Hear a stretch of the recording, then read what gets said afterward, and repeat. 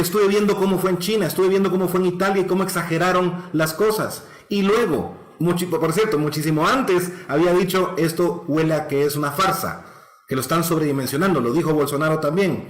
Y ahora vemos a un montón de congresistas en Italia decir, inflaron los números. Ahora vemos en Nueva York que se les dio un incentivo a los médicos de un 15% extra si era un paciente de coronavirus. Obvio, la gente va a decir, pues mira esa viejita de 98 años que se murió por X o Y motivo, se murió de coronavirus, 15% más de plata. ¿Cuál es el fundamento científico para tener a la gente encerrada?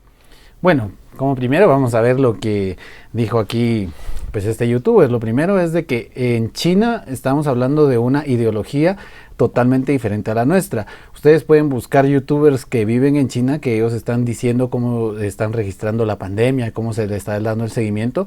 Ellos tienen su celular, tienen un GPS, donde ellos van detectando todo donde ellos caminan, donde ellos estuvieron, y si detectan a alguien con el GPS, la misma computadora sale cuántas personas estuvieron en ese momento, en esa hora, en ese lugar, para mandarlos a cuarentena, y les mandan a hacerle un hisopado. Entonces ellos están logrando detener la pandemia utilizando la tecnología y todos los avances que ellos tienen.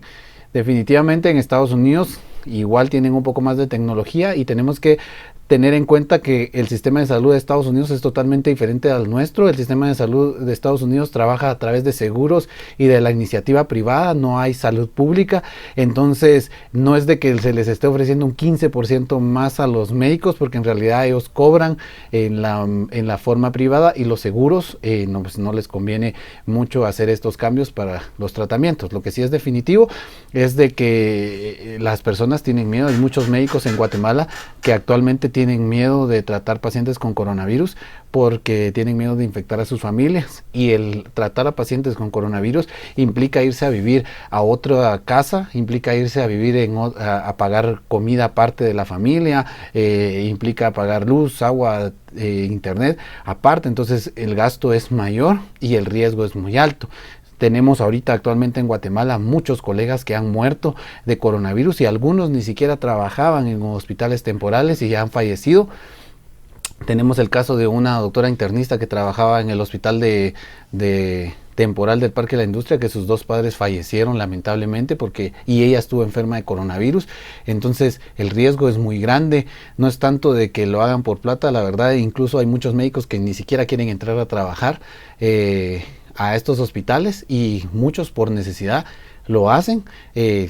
Actualmente en Guatemala 4 están tardando 3-4 meses, incluso se está dando que algunos médicos no les han pagado. Entonces es ilógico pensar que en Guatemala los médicos están diciendo que sí es así cuando ni siquiera les han pagado y están trabajando nada más por trabajar. Pero sigamos escuchando al youtuber. Dejemos eso, para un toque de queda. No hay fundamento científico, nos están viendo la cara de mulas. Y miren qué curioso, cuando 2 médicos de California dicen, miren, esto no nos hace sentido, hemos hecho más de 5,000 pruebas y ya vimos que no es tan letal. Aún con los protocolos de la OMS, el 97% de las personas no necesitan cuidados intensivos. El 3-4% que sí los necesitan, de ese el 90% fallece, y casualmente ese 90% padece de comorbilidades.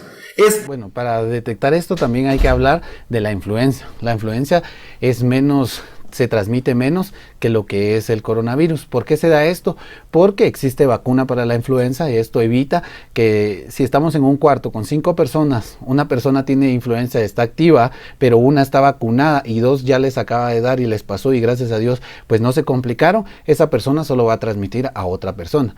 Sin embargo, el coronavirus no le ha dado a nadie. Entonces si en un cuarto de 5 personas hay un infectado, le va a transmitir a las otras 4 personas, a diferencia de la influenza. La influenza ya es un virus que ya está con nosotros, y aunque la mortalidad es más alta que el coronavirus, se transmite menos. Ahora la pregunta sería, ¿cuánto es el 3% de 17 millones de guatemaltecos? Si todos se llegaran a enfermar el mismo mes y seguimos con nuestra vida normal, el 3% es mucha gente y los hospitales no tienen la capacidad para atenderlos a todos, y ahí es donde se satura y pues necesitamos. No es de que haya un fundamento del toque de queda, creo que el toque de queda pues en otros países no se está dando, definitivamente es porque tienen una cultura diferente. Ellos si les dicen quédense en casa, ellos se quedan en casa. En cambio pasa lo que está pasando ahora, que no creemos en la enfermedad, que creemos que es una mentira, salen, están yendo a trabajar. Y otra cosa es de que sí hay muchas personas que necesitan trabajar día a día y no pueden mantenerse en casa, entonces es totalmente diferente. Algo que sí pasa en Guatemala es mucho el copy-paste. En Guatemala nos gusta copiar las leyes, copiar el actuar, copiar todo de otros países. Entonces, si copiamos el protocolo de España, que funciona en España, porque la gente hace caso, porque la gente es diferente, no va a funcionar aquí con nosotros. Los protocolos deberían de ser específicos para eso. De ahí es donde sale la manera de decir que hay toque de queda, como para intentar controlar la población. Obviamente cada lugar es diferente, pero hay lugares que tienen más libertad, tienen un poquito de menos miedo, y eso es lo que provoca que sí sea necesario pues un toque de queda. Esto puede ser controversial, no estoy apoyándolo totalmente, ni diciendo que que está mal. Es desesperante definitivamente, pero pues nos va a ayudar un poco. Menos letal que la influenza. Automáticamente censurados. Médicos de verdad, con 20 años de experiencia cada uno, médicos de campo, censurados, con medios de comunicación que los entrevistaron, esos medios censurados. Twitter, Facebook, Instagram, YouTube, cualquier red social censura porque la OMS dice. ¿Y quién financia la OMS? El segundo financista luego de los Estados Unidos, Bill Gates, el que a finales de año hace un evento 201 para practicar qué pasaría si hubiera una pandemia con un coronavirus. ¿No les parece curioso? ¿No les parece un poquito curioso que Bill Gates quiera vendernos un sistema de identificación global en el proyecto ID 2020? Pero bueno, hablemos de la enfermedad, hablemos de lo que propone la doctora Barrientos. Bueno, nada más en este pedacito que habla del financista de la OMS, en realidad Bill Gates no había sido financista de la OMS. Fue cuando Donald Trump dijo que le iba a quitar pues la ayuda económica que da a Estados Unidos, porque estaban totalmente enojados con la con la OMS de cómo se manejó la pandemia. La OMS puede ser controversial, es un poco difícil, creo que su actuar o que sea malo su actuar, pero definitivamente no tiene nada que ver con esto. Incluso Bill Gates está financiando una vacuna, pero no va nada avanzada, no va muy avanzada. El laboratorio que va avanzado y que actualmente está haciendo pruebas con 6,000 seres humanos y que están esperando más o menos 8 meses o 10 meses, que está para mediados del otro año, es el laboratorio Moderna en Estados Unidos, e incluso China y Alemania están luchando por esto y no tienen nada que ver con Bill Gates. Definitivamente sí están luchando por hacer la vacuna, porque el país que saque la vacuna primero creo que se va a llevar mucho dinero y esa casa comercial va a difundir, aunque a China dijo que iba a dar gratis la vacuna, ¿va? Esperemos, o no sabemos cómo va a actuar más adelante esto. Que es algo de 3 dedos de frente para cualquier médico que se respeta. ¿Qué es lo que tiene el paciente? Una enfermedad de virus. ¿Y qué se puede hacer contra un virus? Bueno, para prevenirle una vacuna, pero como es tan nuevo, no existe la vacuna, entonces no se puede contemplar la vacuna. Y para alguien ya enfermo no sirve de nada la vacuna, tiene que ser para prevenir. Ok, entendamos qué hace el virus. El virus primero es algo muerto, no está vivo. Tiene unas instrucciones en un código ARN, pero está muerto, no está vivo, por eso no sirve un antibiótico. Entra a los pulmones, donde su código se mete a las células y empieza a ser replicado y replicado y replicado. Si solo hiciera eso, no pasaría nada. Pero nuestro sistema inmunológico, al no saber con qué está lidiando, reacciona con inflamación. Y en personas como el patojo de 20 años, que tienen excelente sistema inmunológico, se inflaman un montón las vías respiratorias y se mueren de asfixia. Triste como suele oírse. Ahora bien, ¿cuál es la solución si vemos inflamación? Antiinflamatorios. ¿Por qué nadie lo hizo? Esto sí es como que lo más chistoso que él dice, porque para entender eso tenemos que entender cómo funciona la inflamación. La inflamación, al tener suelta citoquinas, suelta interleucinas, factor de necrosis tumoral alfa, y estos son de una serie de lo que se llama humoral. Es la respuesta humoral que da el cuerpo a esto. Pero también el cuerpo, el sistema inmunológico, puede actuar de una manera celular, utilizando CD4, CD8 para ayudar, que son ayudadores, e incluso células MK, que son natural killers, que matan directamente. si tenemos inflamación, un golpe, un dolor, o incluso si tuviéramos el coronavirus y tenemos un poco de inflamación, utilizamos algún antiinflamatorio. Recordemos, o para explicarles, que hay dos tipos de antiinflamatorios: está el no esteroideo y el esteroideo. El esteroideo lo que hace es limitar el sistema inmunológico, celular y humoral, reduciendo la respuesta del cuerpo para que no genere inflamación, y el no esteroideos lo que hace es disminuir pues los factores humorales, que son los que provocan la inflamación. Obviamente, incluso el mismo dice, o sea, que esa es como que la solución. Definitivamente no es la solución, ya que la fisiopatología de la enfermedad nos refleja que las células empiezan a matar células sanas. Entonces es una respuesta como cancerígena, como que si el cuerpo se está empezando a matar a sí mismo, y obviamente un antiinflamatorio, ibuprofén, acetaminofén, no va a disminuir esto. Entonces esto va a ser diferente. Obviamente la enfermedad tiene 3 etapas: la etapa 1, 2 y 3. En la etapa 1 es la etapa vírica, en donde podemos utilizar antiinflamatorios y no hay ningún problema.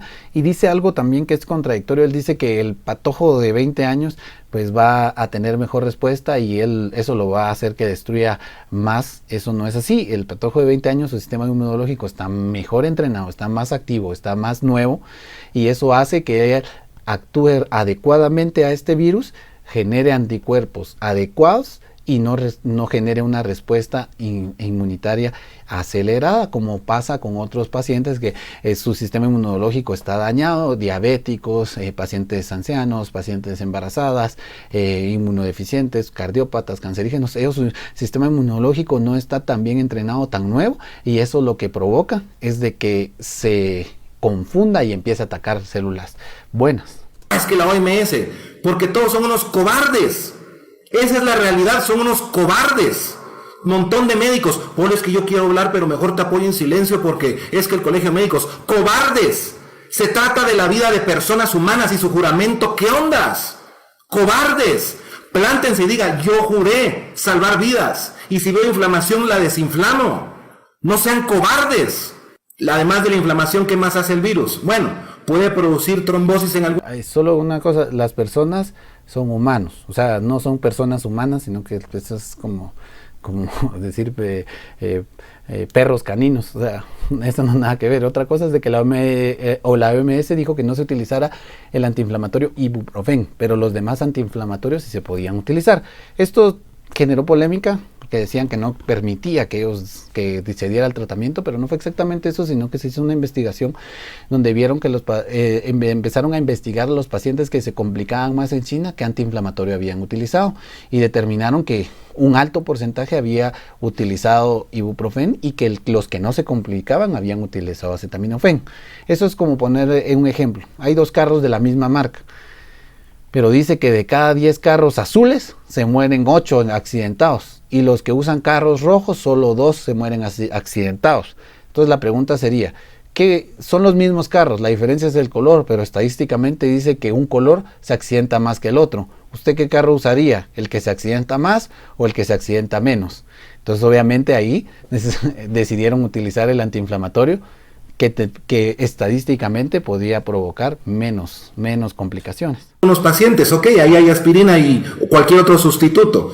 ¿Qué más produce el virus? Infección, porque te debilita y puede que una bacteria sea como daño por... Lo de la trombosis también es controversial, muy controversial, porque sí provoca trombosis, y para eso hay que anticoagular la sangre, o sea, arreglarla para que no genere esos coágulos de sangre o disminuir, pero para eso necesita hacerse hospitalariamente, porque hay un factor que se llama INR que tenemos que elevarlo para que nuestra sangre esté como que más ligerita, se podría decir, o que no provoque esos trombos. La aspirina es buena como profiláctico, pero en algunas enfermedades no se cree que en estas los trombos que provoca son muy rápidos. De ahí tenemos infartos agudos que ha tenido varios pacientes que los miran bien y hacen el infarto por el trombo, pero sí tendría que ser hospitalariamente lo que se les dé para la trombosis, ¿verdad?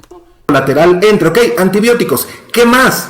Y si ya tenemos un tratamiento que ha funcionado, ¿por qué seguimos con esta tontera de encerrémonos todos? Que alguien me explique. Eso sí, en Estados Unidos Porque ahorita en Estados Unidos... La explicación sería, uno, es de que sí tiene una infección bacteriana con antibióticos, pero ¿qué pasaría? Y es algo que pasa mucho en Guatemala, que las personas toman antibióticos a granel, amoxicilina, 2 amoxicilinas y una aspirinita y ya me curé de la gripe, quedan resistencia. Y como el sistema inmunológico está deteriorado a la hora de utilizar lo que es el antibiótico, es posible que tengan altas resistencias y que estas bacterias ataquen muy rápido. Al atacar muy rápido pueden dañar y lastimar otros órganos y entrar en sepsis y morirse el paciente rápidamente. Entonces también es manejo hospitalario, tiene que ser manejo intravenoso o manejo, un seguimiento para ver que no se complique este tipo de pacientes. Entonces también no están así. Lo que sí les digo es de que todo esto tiene que ser hospitalario. Si es mayor, o sea, si se necesita más y no da el sistema de salud, pues nos quedamos. De allí está el fundamento de por qué quedarse en casa, para evitar que se transmita la enfermedad de gente en gente, ¿verdad? Entonces, por eso es de que es mejor quedarnos en casa. Se utilizó en otros países porque en los países ya estaba colapsado el hospital y necesitaban disminuir eso. En Guatemala se ha hecho un poco irracional, un poco diferente, no como debería de ser o no utilizando las estadísticas correctas, pero tampoco es de que no esté indicado, ¿verdad? Hay que votar a Trump a como dé lugar.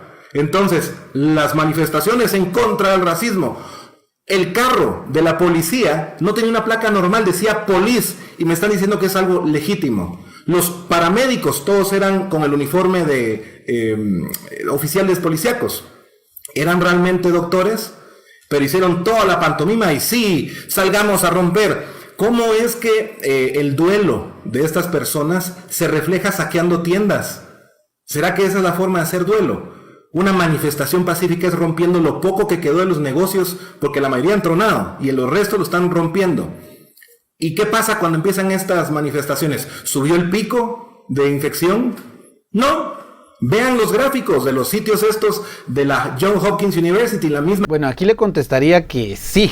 Este video creo que fue tomado anteriormente y pues es un poco controversial porque él está hablando de Floyd, un norteamericano, afroamericano, que fue muerto por un policía que lo asfixió, le puso una rodilla en el cuello y de ahí todos lo grabaron y querían ocultarlo en Estados Unidos. Después hicieron otra autopsia, dijeron que sí había sido asfixiado. Las personas de color negras habían decidido salir a manifestar, muchos los apoyaban porque están en contra del racismo, racismo que pasa en todos los países, no solo en Estados Unidos, también pasa incluso en Guatemala, y querían hacer un cambio y por eso salieron. Lamentablemente ahorita actualmente en lo que yo estoy grabando este video, el pico de la curva que venía para abajo ya se empezó a incrementar, como Miami, ya están empezando a cerrar nuevamente.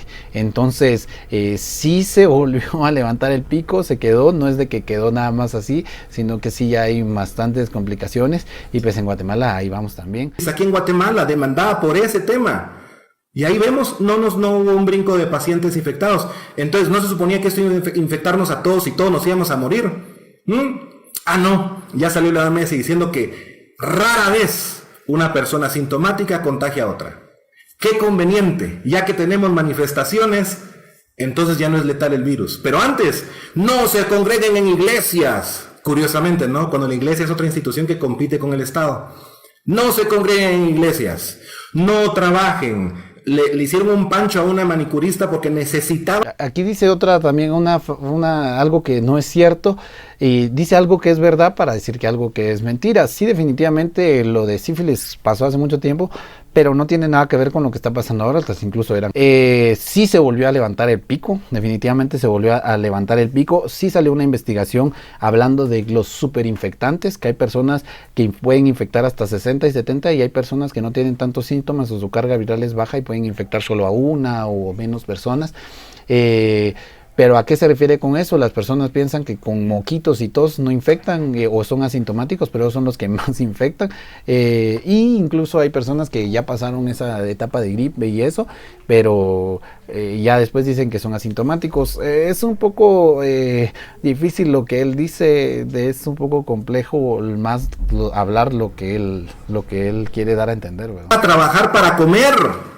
¿Qué parte no se entiende?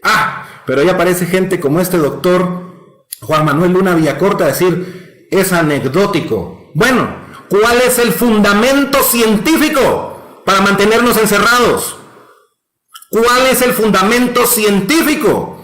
Todo lo que yo he buscado basado en ciencia indica todo lo contrario. El encierro está causando violación de menores. Ojo, violación de menores, esto dura toda la vida.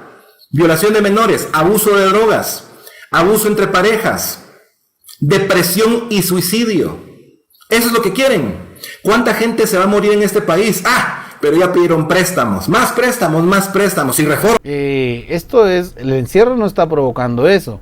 Hay personas que ya tienen estas patologías o son pedófilos o algo, y el estar más cerca de estas personas vulnerables pueden provocar que sea. Hay que haya violencia intrafamiliar ya desde antes, y que ahora están viviendo más con la esposa, provocar que haya más, pero no es de que el encierro lo esté provocando. Es un poco difícil decir si el encierro funciona o no funciona. Creo que va a depender mucho del contexto y del país y de donde nosotros estamos. Obviamente nunca dijeron no trabajen, definitivamente nunca. Incluso en otros países trabajan desde casa. Lamentablemente Guatemala es un país que es de informal, muchos viven al día, entonces necesitan salir a trabajar. Entonces eso es lo que está complicando un poco. Definitivamente el Estado está mal, o sea, no estamos defendiendo al Estado. Que se entienda bien, lo que se está haciendo es hablar acerca de esta enfermedad para que ustedes lo tomen en cuenta. Nada más, creo que lo voy a dejar aquí para no seguir alargando ni hablar un poco más de política. Solo quería hablar de lo de la enfermedad. Suscríbete al canal. Tenemos un podcast donde hablamos de política con Rudy Alejandro. Puedes buscarlo en la descripción de este video. En este podcast hablamos de política, hablamos de algunas cosas fundamentadas. Quise hablar de este video porque lamentablemente muchas personas están pues creyendo estas cosas de la enfermedad, y es triste, y sí hay personas que se están muriendo actualmente. Ya tengo amigos que sus papás incluso están ventilados, están mal, los intensivos ya se están empezando a llenar, y ahora no son pacientes como al principio asintomáticos, sino son pacientes ya complicados. La enfermedad se está saliendo de nuestras manos. Toma tus precauciones, el distanciamiento social, el uso de la mascarilla, el lavado de manos es lo más importante. Si tienes síntomas gripales, aíslate. Es posible que lo tuyo sea coronavirus, pero la pases como ese 90% que va a pasar bien. Puedes tomar acetaminofén, puedes tomar ibuprofeno, puedes tomar esto que te va a ayudar a desinflamar, incluso antihistamínicos que puedes tomar, clorfenamina, loratadina para ayudarte con los síntomas gripales y esperar que no te compliques más. Si ya empiezas con tos, la fiebre persiste más tiempo, es mejor que consultes, porque ya puedes necesitar ese tratamiento hospitalario que debe dar seguimiento. Y aíslate, o sea, por tu familia. Pues que tú se lo pegues a un 3% de esas personas que van a estar intensivo, que se va a morir. Y ¿quién no tiene comorbilidades en Guatemala? O sea, muchas personas padecen de diabetes, hipertensión, problemas renales, cáncer. Hazlo por ellos, y pues suscríbete al canal.